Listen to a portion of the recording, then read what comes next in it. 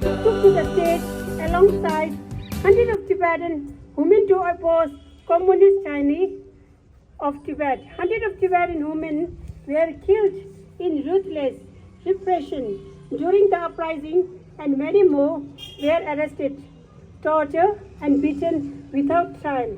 We stand in solidarity with all of these and their great sacrifice. One of the most important days in our Tibetan history is March 12, 1959, as we mark 65 years of Chinese Communist Party.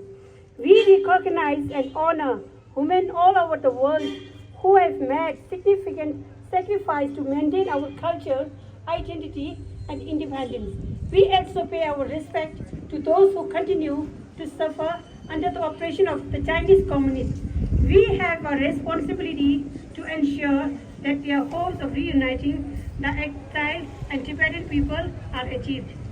A period of transition for Tibetan Women Association followed the uprising when many Tibetans were forced to live in exile. The mind, through its stretch, was kept alive in places with larger Tibetan communities like Kalimpong, Darjeeling, Rajput, and Dharamshala. On the 10th of September 1984, with the blessing of His Holiness the Dalai Lama, the Tibetan Women Association.